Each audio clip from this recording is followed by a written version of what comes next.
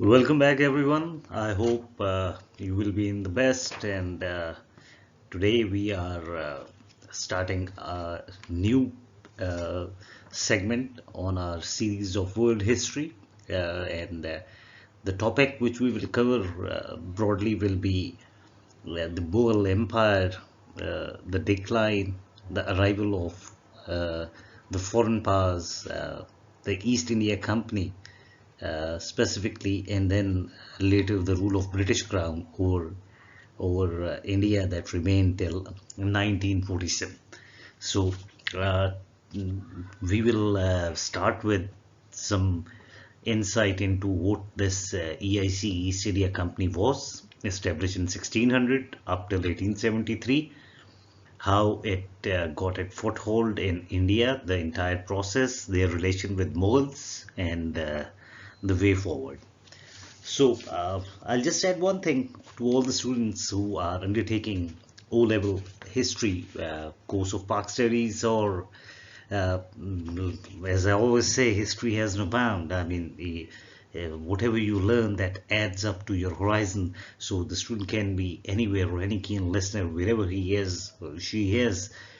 Uh, if you want to enjoy the history as a keen observer, a student, a learner throughout your life, be very impartial in terms of evaluating anything. So, uh, the common context when it comes to EIC East India Company as an extension of imperialism that came, that outwitted everyone.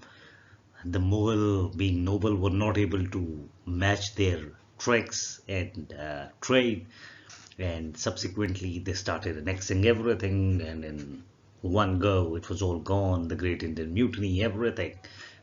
However, you can't understand the spirit of EIC without developing what is how could I relate it, uh, a historical romance with this entity, this body, which, being a company to some account managed by only 35 people at its peak, was able to take command of a continent which was contributing some 24% of the world GDP, coming out of a country, England, which was least in terms of the naval superiority or part of age of discovery. That's what it is. And above that, above that, it's a remarkable story of how uh, businesses trade, they take the context of the world starting from the early 16th century and onward up till now. That's how we see it. So relax, uh, sentiments aside, it's very important that we uh, really go into the spirit of East India Company and try to understand what it is. So on your screen, you will see their badge. Uh, it's in Latin, followed by a portrait which is depicting the crown receiving the goods from the age of discovery, East India Company. That's how it is narrated in history. So this brings us to the motto. I'm not versed with the Latin, but simply it is by the command of the King and the Parliament of England. So it was formed as a joint stock company. In short, business students are very easy to grasp this thing, but it is where shares are available to various contenders, and it can be traded. So we're talking about 1600, and this was happening. Uh, why it was formed? The second point, age of discovery at the crown. So um, why not we refer to Sir Walter Raleigh, his words, for whoever commands the sea commands the trade, whoever commands the trade of the world commands the riches of the world, and consequently the world itself. Now, seeing this thing, 1600, England was nowhere. It was Spain, Portuguese and the Dutch. They were like the masters of the sea. British were nowhere, nowhere.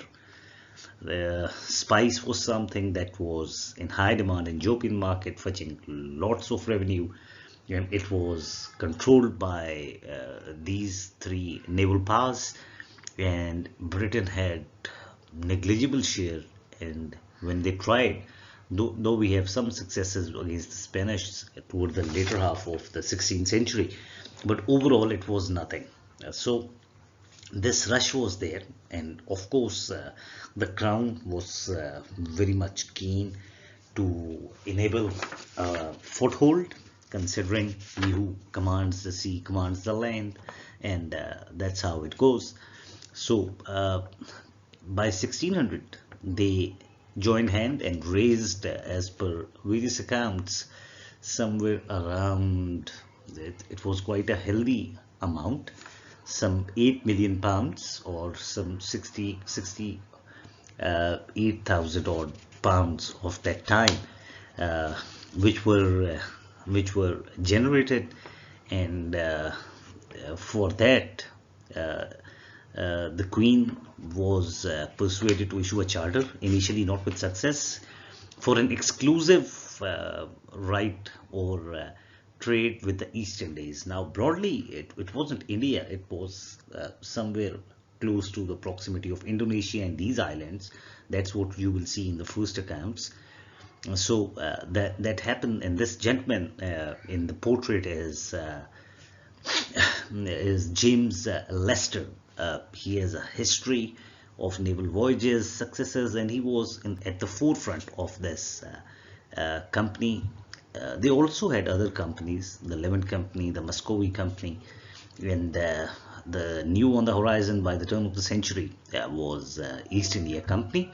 And James Lester was at the forefront. It had 24 board of directors, one governor to look after it. So it's nothing different from a 21st century MNC. That's what it was. Later we will see the other parts of it. So that's how it started. Now the early years, it's a little bit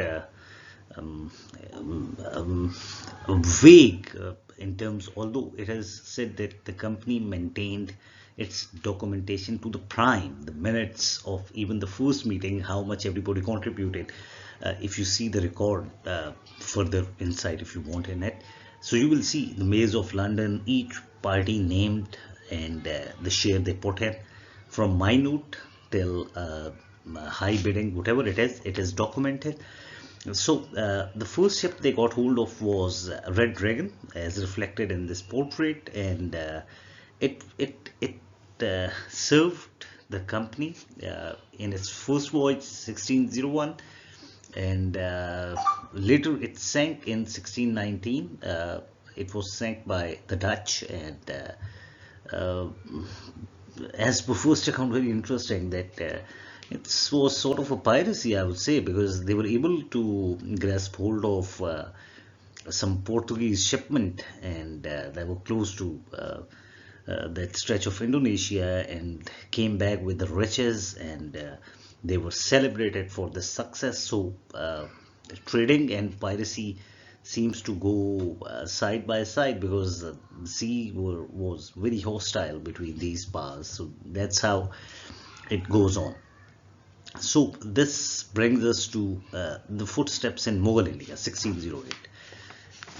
Oh, that's a very debatable question. When you read the decline, usually it's with the Aurangzeb, but when you look into the penetration of East India Company, you can't miss this very important part that we will be discussing. So we start with 1608.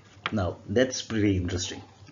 So what happens is that by this time, King James, he writes a letter to the Emperor Jahangir of a Mughal dynasty, and the aim was to get the trade concessions.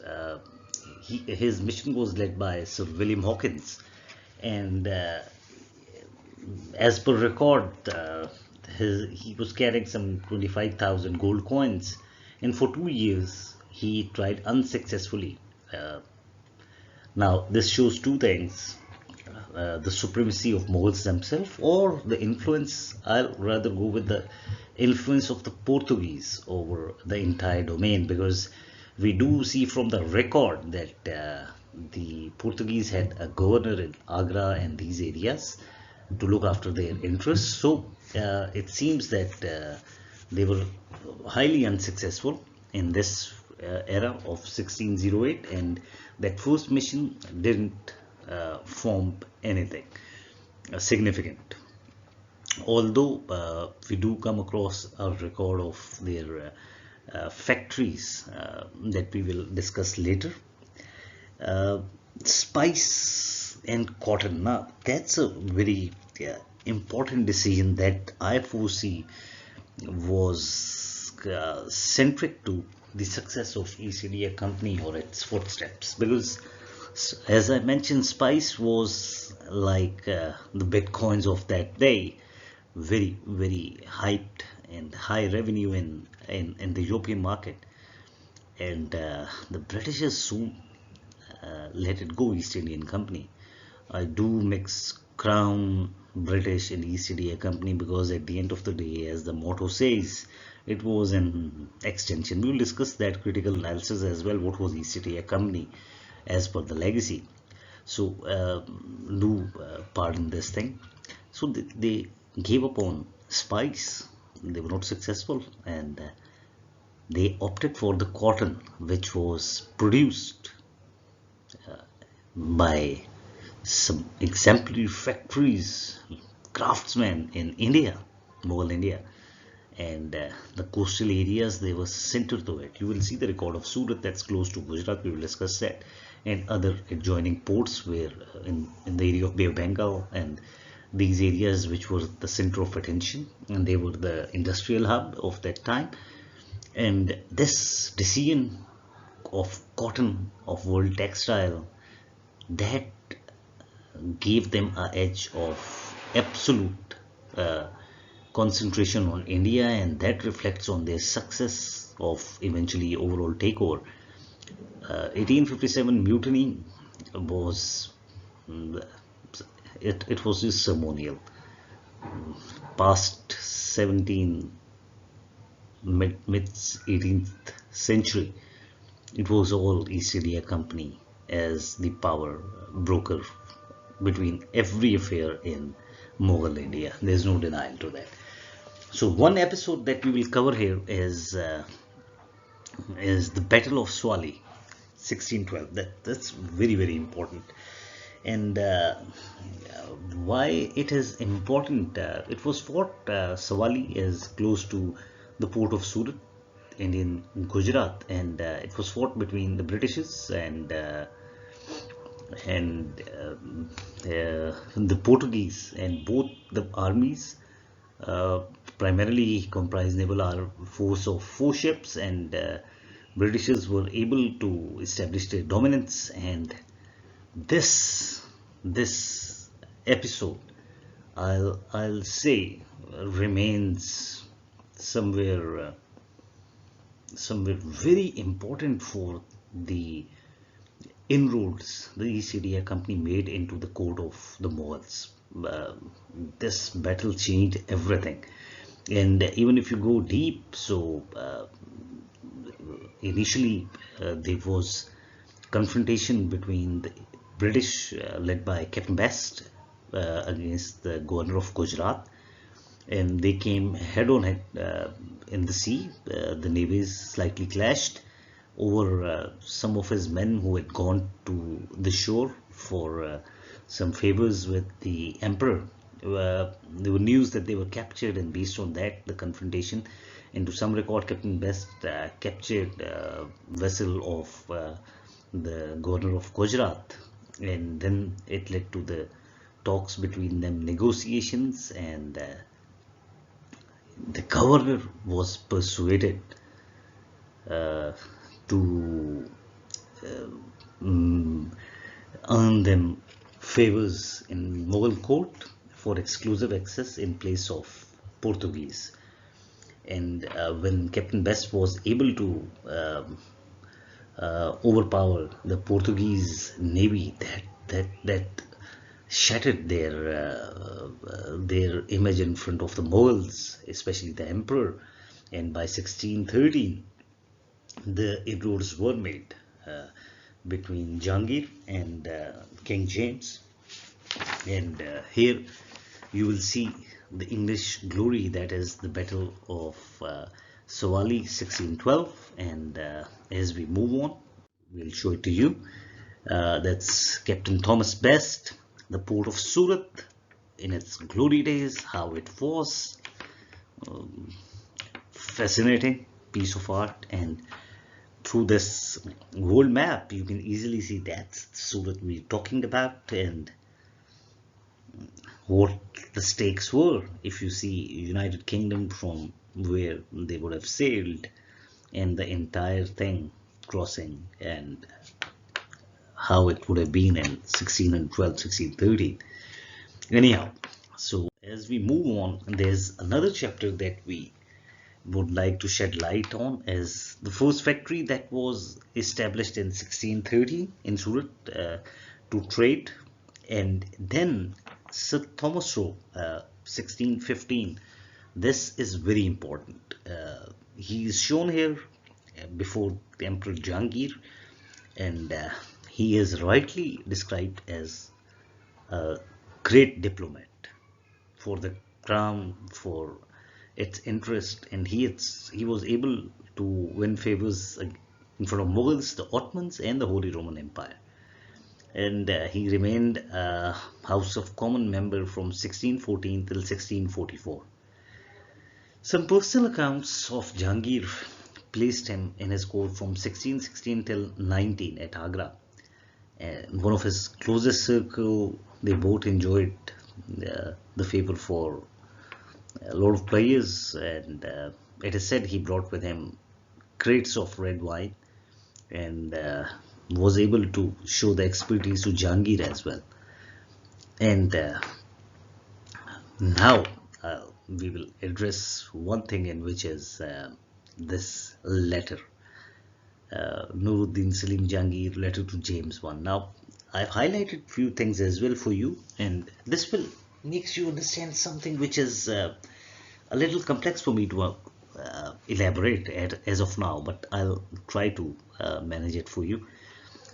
Upon which assurance of your royal love, I have given my general command to all kingdoms and ports of my dominion to receive all the merchants of the English nation as the subject of my friend, that in what place soever they choose to live, they may have free liberty without any restraint, and at what port soever they shall arrive, that neither Portugal nor any other shall dare to molest their quiet, and in what city soever they shall have residence, I have commanded to all my governors and captains to give them freedom answerable to their own desires, to sell, buy, and to transport into their country at their pleasure. For confirmation of our love and friendship, I desire your majesty to command your merchants to bring in their ships of all sort of rarities and rich goods fit for my palace, and that you be pleased to send me your royal letters by every opportunity, that I may rejoice in your health and prosperous affairs, that our friendship may be interchanged and eternal. Okay, now how significant this holds, we will gauge it in the critical analysis. However, it shows few things very interestingly. My dominion, good fit for my palace, pleasure of doing whatever as their own will. What was that? What was in Jahangir's mind? How was Thomas Roe able to impress him? Now, uh, if you see, I'll give you an example of Marco Polo and his stint at the court of Kublai Khan. The Mughal India might be open. I'm sure it was pretty open. However, when you look into the traditional China, it wouldn't have been. He was able to rise to the highest ranks as an advisor because the kings, driven by that context of divine right, used to see themselves apart from everything. Some were highly influenced by their close one, the viziers, and some were absolutely insane.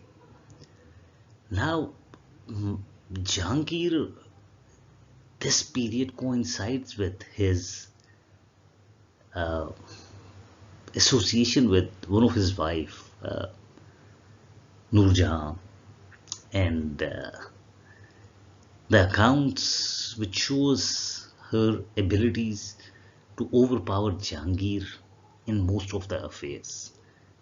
So, was this letter an isolation from the reality on ground? Because ceremonially he was heading that till 1627 he passed away, but it was Noor Jahan which was having her hand on the pulse of the affairs, of the government affairs, the dynasty affairs, because by all means this letter is itself a waiver, like US interest in Cuba before the revolution by Castro Guerra against Batista, sort of situation like this, or somehow the Mughals having a share of almost 24% of the world GDP never saw what you called England or anything emerging out of England as a threat to them, being so far away, untouchables, that a large fleet would float down the entire globe to conquer them, because for them the conquest was only through direct warfare. That's why they had 1 million army standing, even more than that. And that's a very tough answer, very, very tough answer. And this context is supported if you see, while East India Company was getting hold of every strategic matter in state, Aurangzeb was fighting the internal war which drained his entire entire fortune against Marhatas, against the Jat Sikhs, without seeing what is happening right in his backyard. Not in his backyard, but in his own domain by outsiders. So we will end our discussion, which is understanding how East India Company made its inroad into the Mughal subcontinent, and in the subsequent chapters we will look into other matters that pertain to that era. Primarily we are covering from 16th century till uh, present. That how we will flow this course.